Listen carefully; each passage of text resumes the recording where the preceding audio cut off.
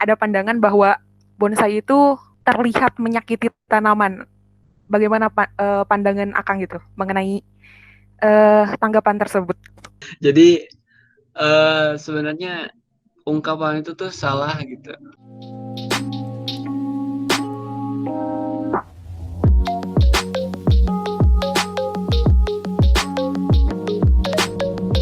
Hai, kembali lagi di podcastnya Agropedia. Nah, di sini saya akan berbincang-bincang bersama narasumber kita. Nah, di sini juga saya nggak sendiri nih. Di sini juga ada temani dengan banyak teman-teman saya. Nah, mungkin saya absen dulu ya. Nah, di sini ada Colulu. Hai, Colulu. Hai. Ada Sofi. Halo Ci Sofi. Hai, halo. Ada Kang Andre. Halo Kang Andre. Hai. Ada Kang Erwin. Halo. Halo semua. Ada Ce Intan. Hai. Halo. Ada Ci Sofa. Hai. Halo. Dan ada Kang Imam. Halo Kang Imam. Halo. Nah, kali ini kita akan membahas tuntas mengenai tanaman bonsai. Nah, mungkin teman-teman yang belum tahu, di sini kita akan membahas tanaman bonsai itu apa bersama narasumber yang sangat luar biasa sekali, aktivis bonsai. Kita sambut saja, panggil saja, kita akan sapa beliau. Halo Kang Lisman. Halo Kang Pinggi. Halo yang lainnya juga. Halo. Gimana nih kabarnya Kang Lisman? Baik? Alhamdulillah baik. Gimana teman-teman semua? Baik juga? Baik. Alhamdulillah. Sehat. Alhamdulillah. Nah, sekarang nih apa sih kesibukan Kang Lisman selama pandemi COVID-19 ini? Sibuk apa ya? Sibuk banyak drama sih. Banyak drama, baru-baru ini nonton 2 drama gitu. Terus biasa sekarang kan mulai kuliah jadi udah mulai sibuk dengan tugas-tugas perkuliahan dan pastinya masih sibuk dengan tanaman-tanaman gitu. Ngomong-ngomong, kuliah di mana ya? Terus jurusan apa? Ya, saya kuliah di Universitas Siliwangi Tasikmalaya, jurusan Agroteknologi angkatan 2017. Wah, jadi ini angkatan akhir ya mungkin. Sebentar lagi cepat lulus nih. Nah, menurut informasi Kang Lisman ini kan aktivis bonsai nih. Mau tahu dong dari kapan sih mengenal tanaman bonsai ini? Kalau dari kapannya mulai serius di bonsai ini dari tahun 2017-18an. Pada tahun 2018 udah bikin usaha yang saya namai Bonsai Risman gitu. Sampai sekarang tahun 2020 berarti udah hampir 2 tahun, nanti tanggal 31 Oktober hari jadinya yang kedua. Bonsai itu kan udah termasuk tanaman hias ya. Kalau sukanya dari tanaman hias ini udah sejak lama, dari sejak kecil gitu, sejak SD. Waktu itu kan lagi booming-boomingnya tanaman hias, anthurium ya, gelombang cinta gitu, terus aglonema, kemudian adenium, euphorbia, sansevieria, anggrek gitu. Jadi sejak kecil sih kalau suka tanaman hias mah, terus waktu SMP, SMA mulai fokus pelihara tanaman hias sendiri, beli ke toko tanaman hias, main-main gitu, lihat-lihat, terus merawat sendiri. Beberapa juga ada yang mati gitu. Saya udah pernah coba nanam tanaman aglonema, udah pernah coba euphorbia, adenium, sansevieria. Yang serius sih saya sansevieria, dan sekarang memutuskan untuk benar-benar fokus di bonsai gitu. Wah, mantap sekali ya. Sebelum menjadi aktivis bonsai Risman, diawali dengan menanam tanaman hias gitu, selain bonsai. Nah, kalau orang tua itu sama tanaman budidaya tanaman hias atau gimana? Enggak sih, waktu itu kan waktu saya masih SD tuh kan itu lagi booming-boomingnya tanaman hias ya. Biasalah, mama kan, ibu-ibu suka sama tanaman gitu.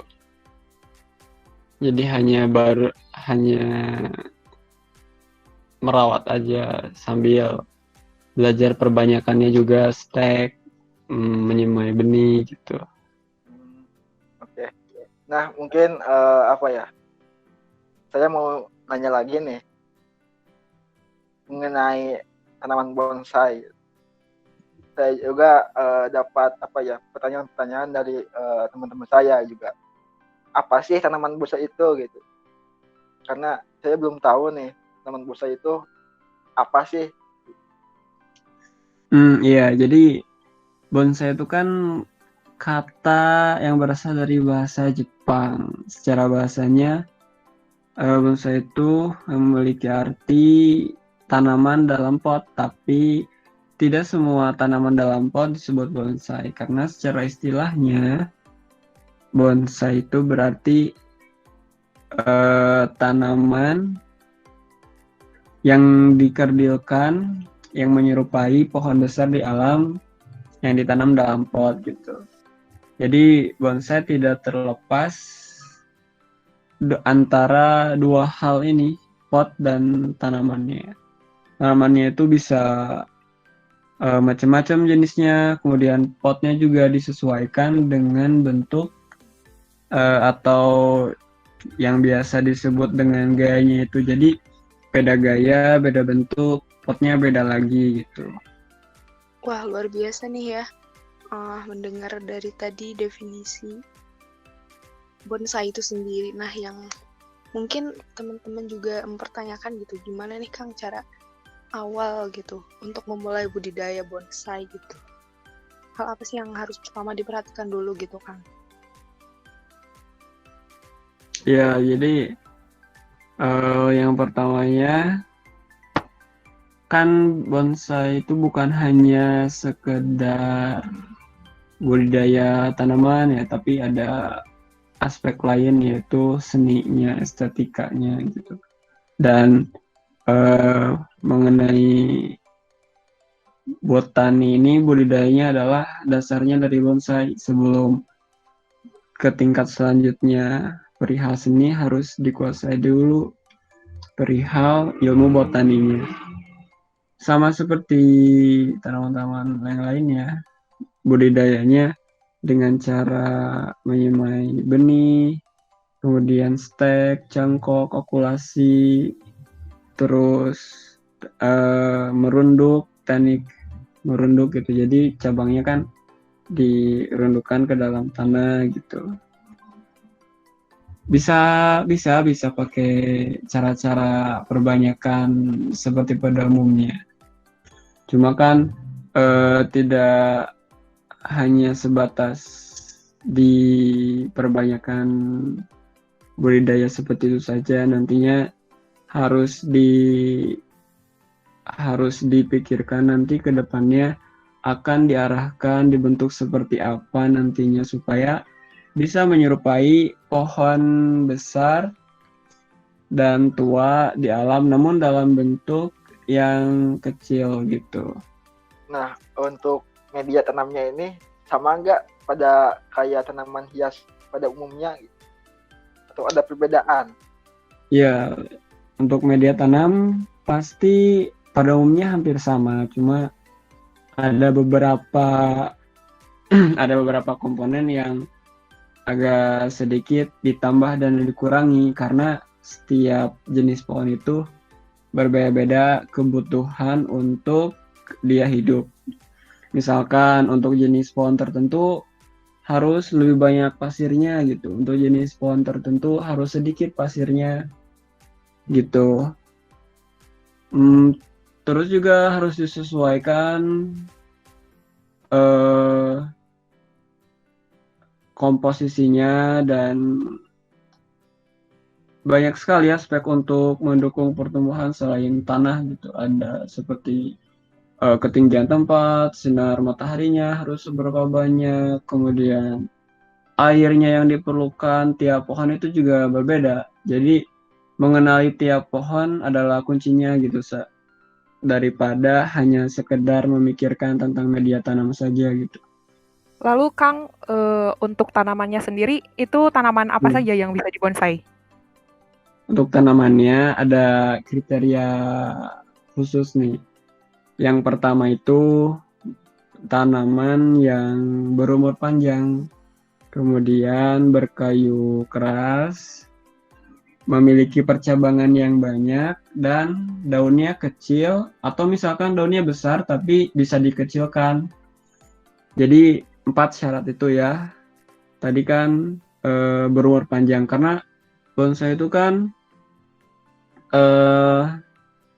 diproses dalam waktu yang cukup lama ya. Suatu karya seni namun dengan medium tanaman itu tidak akan jadi secara instan karena tanaman itu butuh proses untuk tumbuh gitu, butuh waktu. Kemudian berkayu keras, tentu kan dalam waktu yang lama tidak mungkin memakai tanaman dengan kayu yang lunak gitu, karena nantinya akan cepat rusak, lapuk, atau busuk gitu. Terus percabangannya banyak, tentu harus memiliki percabangan yang banyak. Jadi percabangannya itu dari batang itu kan bercabang, kemudian memiliki ranting, katakanlah anak ranting, terus cucu ranting, cicit ranting gitu. Sampai anatominya benar-benar lengkap, kemudian membentuk perdaunan gitu, membentuk tajuk, membentuk mahkota dari sebuah pohon yang rindang besar gitu. Kemudian daunnya harus yang kecil supaya proporsional kan antara akar, batang, percabangan dan perantingannya. Daunnya pun harus kecil karena dibentuk bonsai itu kan dibentuk mini ya, kecil. Jadi daunnya pun harus kecil supaya seimbang gitu, proporsional antara bentuk, ukuran dari tiap-tiap masing anatomi itu. Atau misalkan ada beberapa jenis pohon yang daunnya tuh besar, misalkan pohon waru, kemudian pohon sancang, kemudian beringin, dan umumnya juga gitu. Kalau pohon itu tumbuh liar secara alami di alam, tentu daunnya akan normal, akan besar. Namun karena bonsai itu kan sering dipangkas ya supaya bentuknya kecil, tetap ukurannya tetap kecil. Efek dari pemangkasan itu daunnya akan mengecil. Jadi itu dia tadi syaratnya.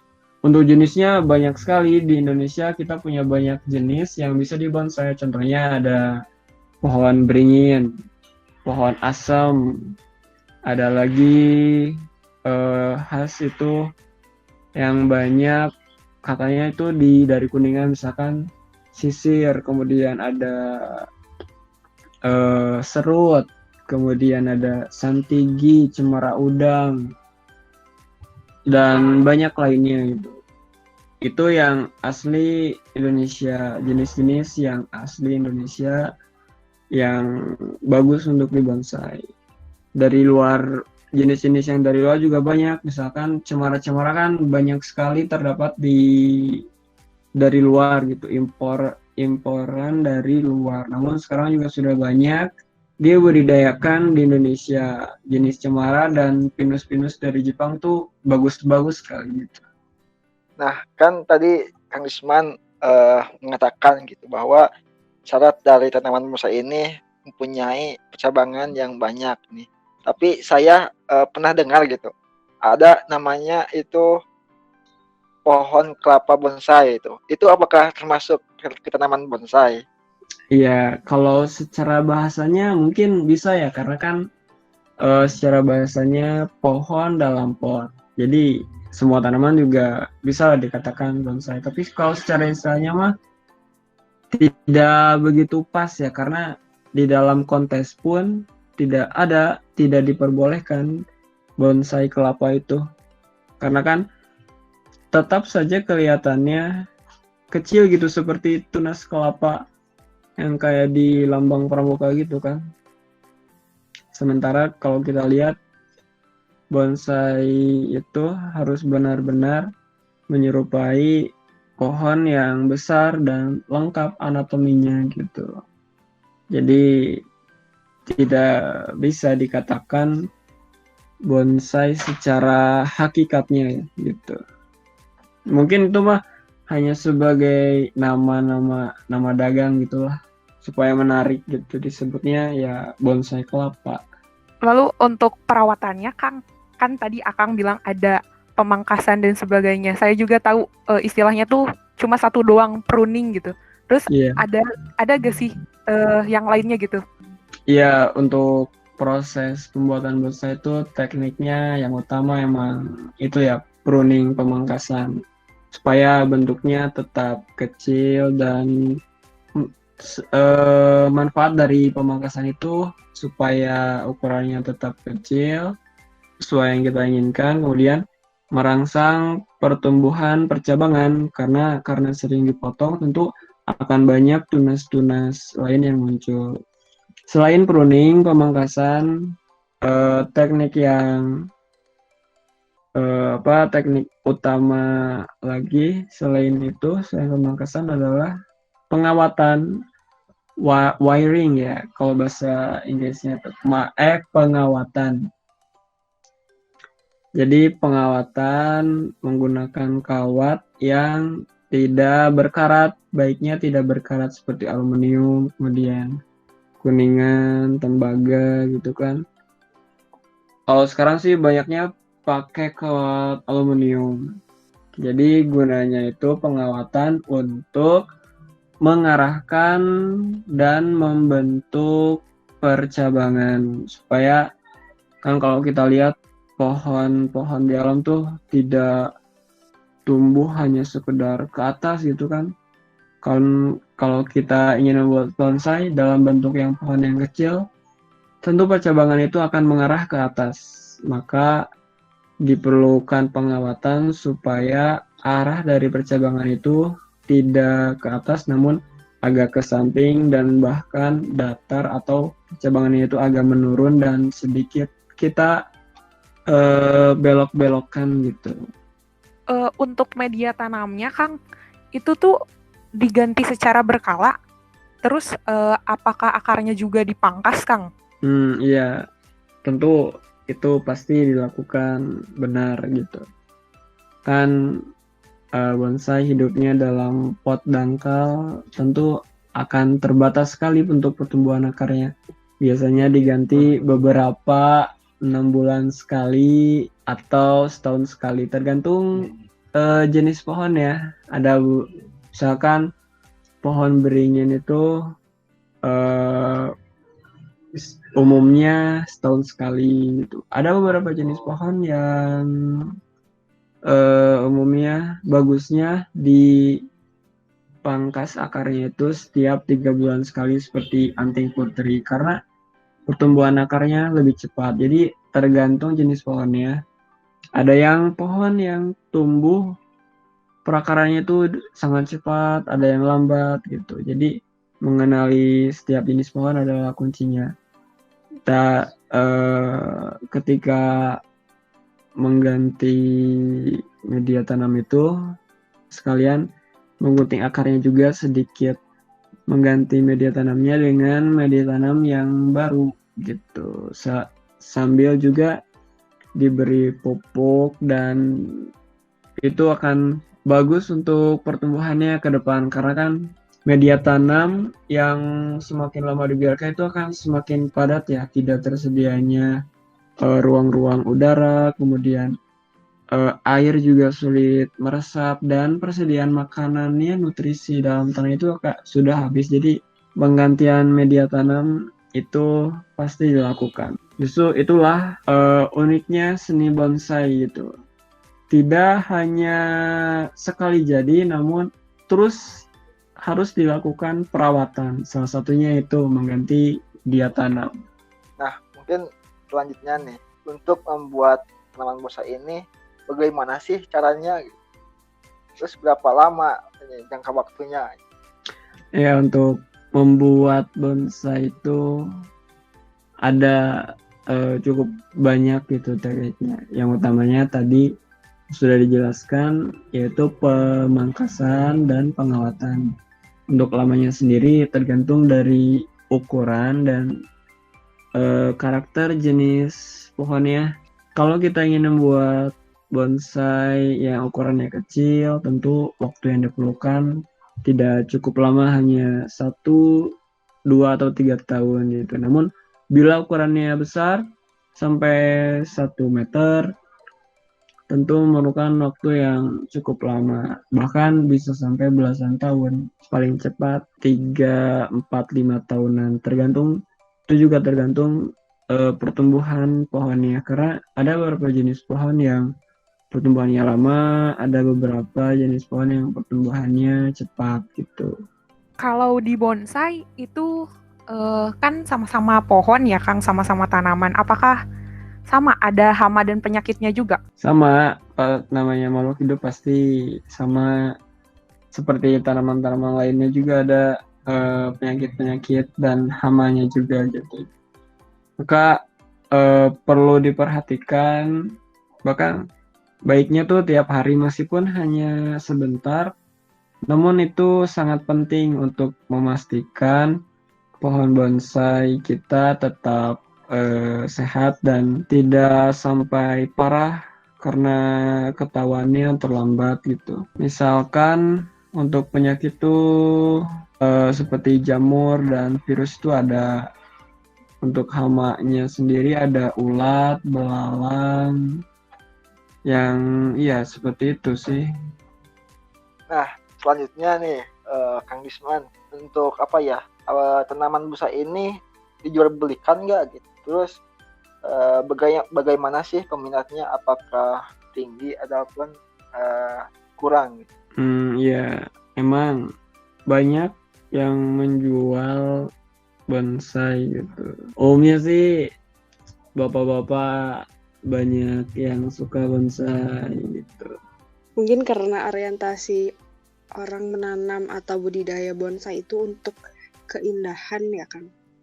Ya. Jadi ya mungkin banyak yang itu ya mengoleksi bonsai untuk sekedar hobi. Dan tadi juga sempat mendengar kata kontes itu kan biasanya seperti apa ya kan? Apakah memang rutin menjadi suatu hal yang biasa gitu ya dalam dunia perbonsaian, itu memangnya seperti apa gitu kalau misalnya kontes bonsai? Iya, umumnya banyak orang-orang yang sangat suka sekali sama bonsai sampai mengoleksi banyak sekali bonsai, bahkan sampai puluhan, ratusan gitu. Bonsai-bonsainya juga bukan yang main-main gitu. Bahkan bonsainya tuh udah matang-matang gitu, udah terlihat banget seperti pohon miniatur, pohon besar di alam.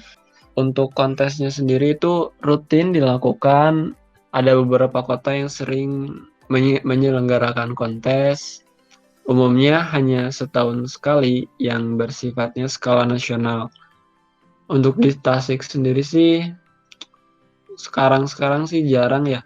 Cuma di Banjar, Ciamis itu sering melakukannya tiap setahun sekali.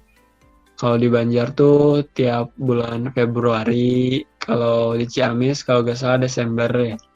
Di beberapa kota lain banyak rutin sekali. Kalau di kota-kota besar, tentu skalanya bukan hanya skala nasional, tapi sampai internasional.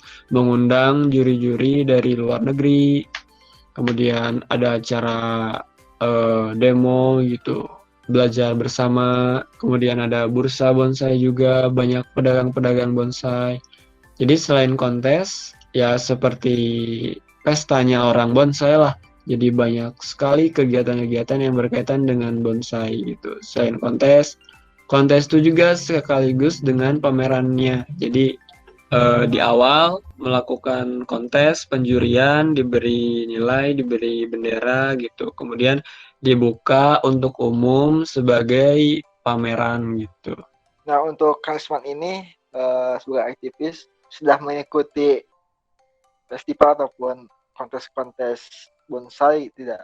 Ya, baru sedikit sih. Saya baru 2 kali ikut kontes bonsai itu. Yang pertama di Ciamis, yang keduanya di Banjar. Kalau untuk lihat kontes mah udah cukup sering. Waktu di Ciamis tuh saya ikutin bonsai saya, cuma nggak dapat bendera emang karena bonsainya belum matang secara keseimbangannya, belum proporsional, kemudian kelengkapan anatominya juga belum lengkap gitu. Untuk yang di Banjar tuh alhamdulillah dapat bendera hijau. Bendera hijau itu dapat predikat baik gitu. Nah, kalau bonsai sudah dikonteskan, kemudian dapat penilaian yang bagus, harganya tentu akan naik lah. Jadi lumayan kalau ikut kontes tuh. Harga bonsainya bisa naik, kemudian bisa lihat-lihat koleksi bonsai orang lain, bisa nambah-nambah kenalan gitu. Seru lah kalau ikut kontes gitu. Kalau ada kontesnya, apakah ada komunitasnya juga, Kang? Oh iya, komunitasnya banyak. Yang terbesar itu PPBI, Perkumpulan Penggemar Bonsai Indonesia. Itu hampir tiap kota ada. Kemudian ada juga komunitas-komunitas lokal, komunitas yang skalanya kecil, banyak itu berdasarkan daerah, misalkan berdasarkan kecamatannya atau desanya gitu. Cuma yang terbesar di Indonesia itu PPBI, Perkumpulan Penggemar Bonsai Indonesia. Itu juga yang sering menyelenggarakan kontes perekrutan juri untuk juri-juri di kontes gitu. Lalu ada anggapan ya, Kang, gini, kalau orang-orang awam mungkinnya seperti saya dan kawan-kawan saya mungkin ada pandangan bahwa bonsai itu terlihat menyakiti tanaman. Bagaimana pandangan Akang gitu mengenai tanggapan tersebut?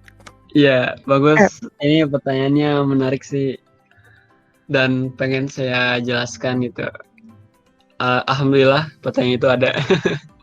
Jadi sebenarnya ungkapan itu tuh salah gitu. Memang dalam proses pembuatan bonsai itu melalui tadi ya prosesnya pemangkasan, pengawatan, kemudian ukurannya tetap kecil.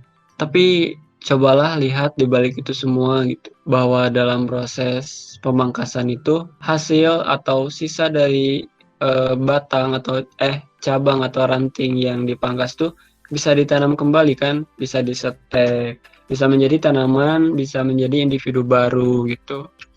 Kemudian pengawatan, pengarahan itu tuh wajar-wajar saja dilakukan selama dilakukan dengan rasa penuh tanggung jawab gitu, dengan tujuan yang jelas gitu. Diarahkan nggak apa-apa, cuma jangan sampai misalkan pengawatan kan ya, cuman jangan sampai kawatnya itu dibiarkan terlalu lama. Nanti kan tanam tercabang itu kan akan tetap tumbuh.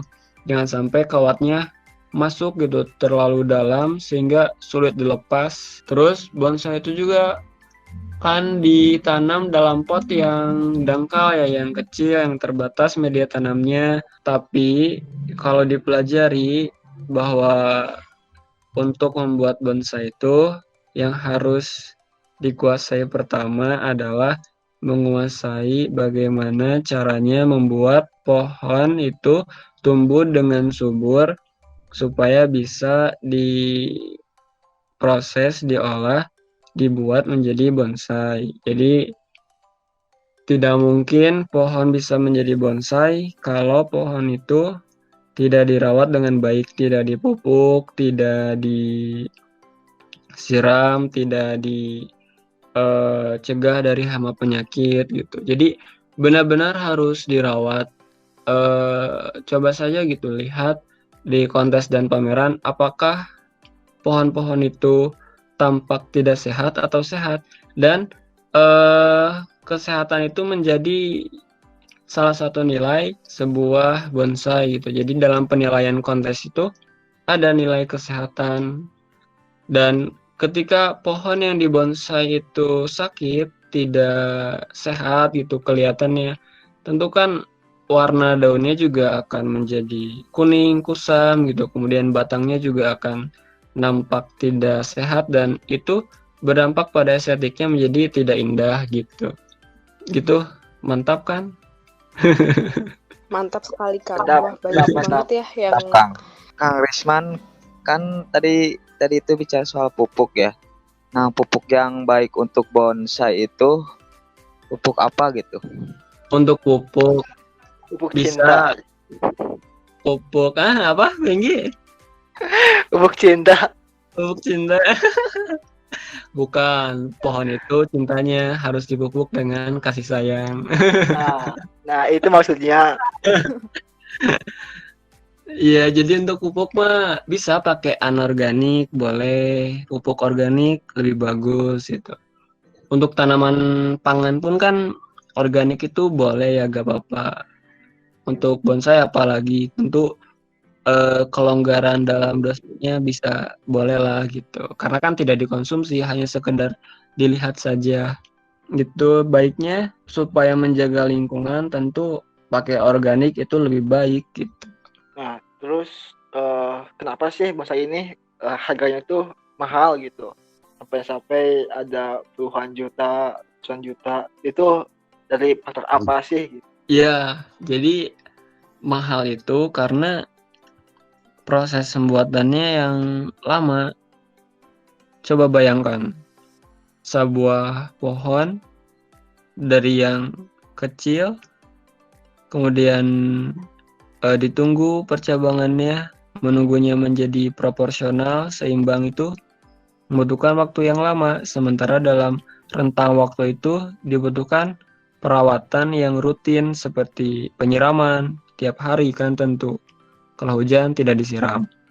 Kemudian pemupukan, kemudian pengendalian hama penyakit, pengawatan, pemangkasan, banyak kan yang perlu dilakukan. Jadi itulah kenapa mahal, karena prosesnya yang lama dan banyak sekali yang perlu diberikan perlakuan-perlakuan pada tanaman itu supaya menjadi bonsai.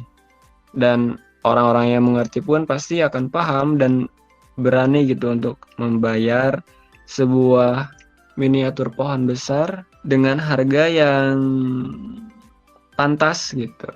Nah, untuk kedepannya tanaman bonsai ini gimana sih prospeknya gitu?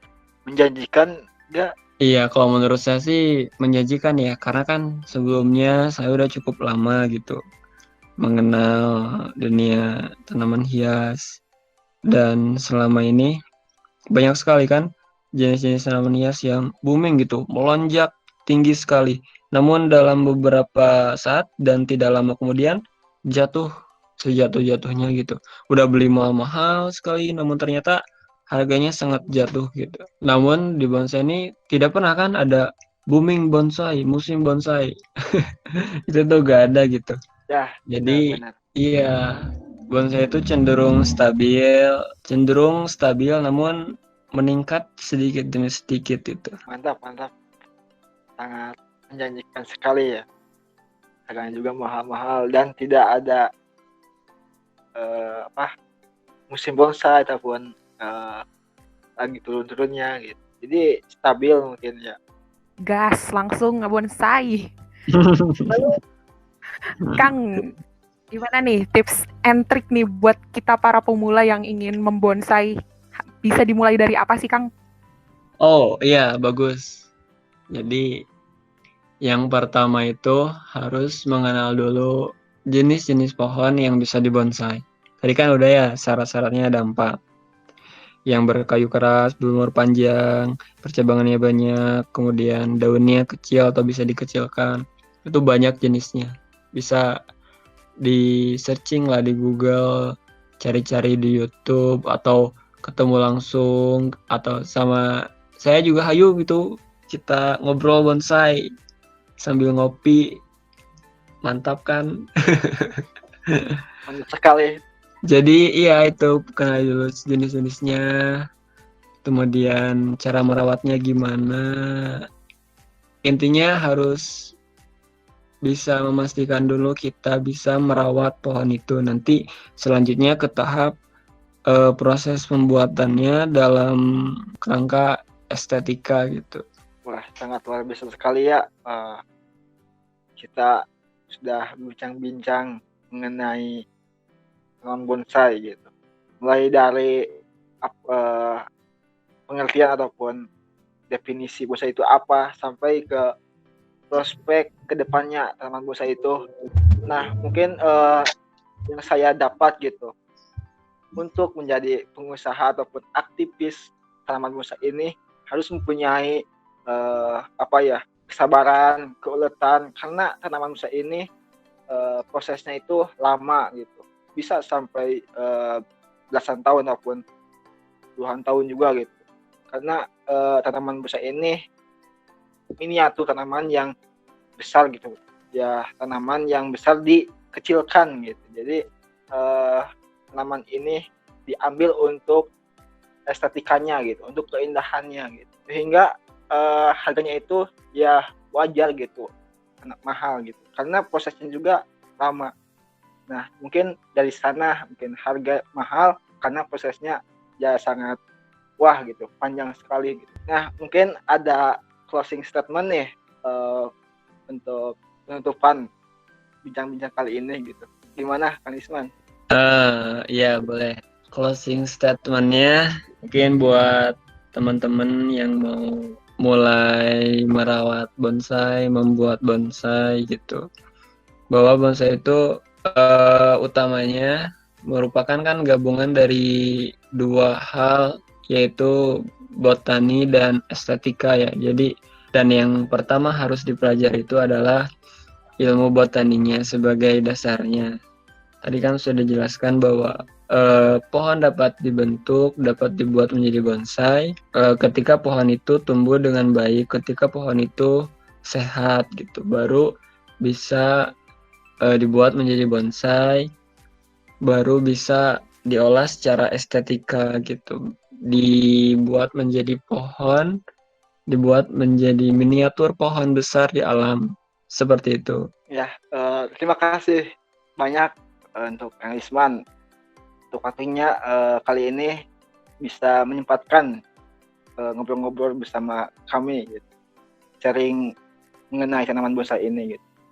Semoga semoga ada teman-teman ataupun mahasiswa yang mengikuti gitu jalannya Kang Isman gitu, karena Kang Isman itu masih mahasiswa tapi sudah berkecimpung di dunia taman bonsai nih, gitu. Saya gak ada teman ini, aduh, sendiri aja.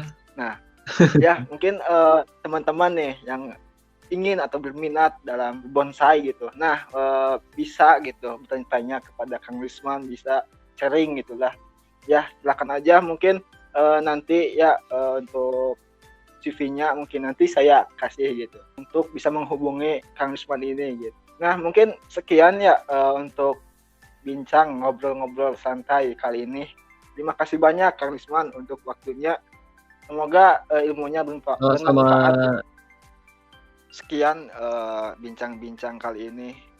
Mohon maaf atas kesalahan dan kekurangannya. Sampai jumpa di podcast selanjutnya. Dah. Dah. Yo. Dadah. Dadah. Stay tuned.